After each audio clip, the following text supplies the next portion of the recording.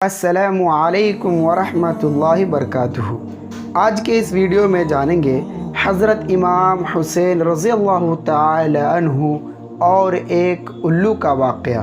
جی ہاں دوستو، جیسا کہ ہم لوگ جانتے ہیں کہ اللہ کے نبی محمد مصطفیٰ صلی اللہ علیہ وسلم کے نواسے حضرت امام حسین رضی اللہ تعالی عنہ کو سن 61 ہجری میں 10 محرم الحرام کو کربلا کے میدان میں شہید کر دیا گیا تھا، جس میں دردناک واقعہ پیش آیا تھا اور صرف حضرت امام حسین رضی اللہ تعالی عنہ کو ہی نہیں بلکہ اہل بیت میں سے دیگر لوگوں کو بھی شہید کر دیا گیا تھا۔ دوستو، امام حسین رضی اللہ تعالی عنہ کی شہادت میں ایک الو کا واقعہ بیان کیا جاتا ہے۔ واقعہ اس طرح سے ہے کہ جس دن امام حسین رضی اللہ تعالی عنہ اپنی لشکر کو لے کر کے کربلا کے میدان پہنچے، وہاں پر حضرت امام حسین رضی اللہ تعالی عنہ کو ایک الو نے دیکھا، اور وہ الو نیچے آ کر کے حضرت امام حسین رضی اللہ تعالی عنہ سے بات چیت کرنا شروع کر دیے۔ امام حسین رضی اللہ تعالی عنہ نے کہا کہ تم یہاں پہ کیا کر رہے ہو؟ یہاں سے چلے جاؤ، کیونکہ یہاں پہ کل اللہ کے رسول محمد مصطفیٰ صلی اللہ علیہ وسلم کے نواسے کا خون ہونے والا ہے، جسے تم دیکھ نہیں پاؤ گے۔ الو نے کہا کہ نہیں، سارے معاجرے اور سارے معاملات کو میں اپنی آنکھوں سے دیکھنا چاہتا ہوں۔ جب یہ کہا تو امام حسین رضی اللہ تعالی عنہ نے اسے اجازت دے دی۔ دوستو، جب وہ الو اوپر بیٹھ کر کے سارے معاملات کو دیکھتے رہے کہ اللہ کے نواسے، اللہ کے نبی محمد مصطفیٰ صلی اللہ علیہ وسلم کے ناتی حضرت امام حسین رضی اللہ تعالی عنہ کو کس طرح سے شہید کیا گیا، ان کے سر کو جسم مبارک سے کس طرح سے الگ کیا گیا، یہ سارے معاملات اور نظارے الو دیکھ رہے تھے۔ اس کے بعد دیکھا کہ ان کے سر کے ساتھ کیا کیا کیا۔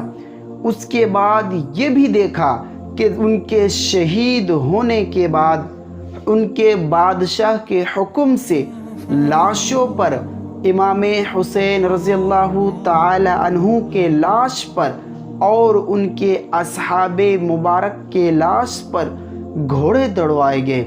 یہ سارے معاملات اور حادثات کو دیکھ کر کے الو کو بہت ہی زیادہ رونا آیا، اور اس دن سے وہ انسانوں سے نفرت کرنا شروع کر دیا۔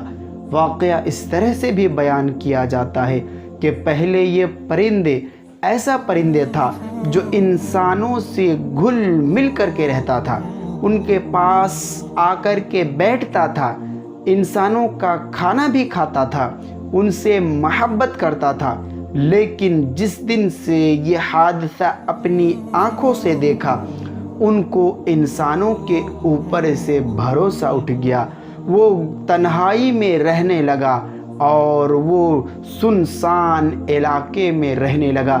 وہ ان آباد شدہ جگہ کو چھوڑ دیا، اور وہ پرندہ رات بھر بیدار رہتا ہے، وہ روتے رہتا ہے، چلاتے رہتا ہے، اور اسی طرح سے اس کا صبح ہو جاتا ہے۔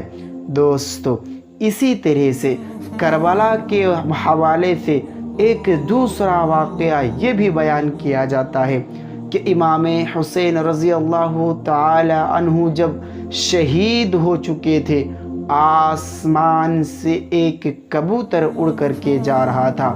نیچے بیٹھ کر کے دیکھا کہ یہ تو نواسۂ رسول ہے، امام حسین رضی اللہ تعالی عنہ ہے، وہاں سے پھڑ پھڑایا اور رویا۔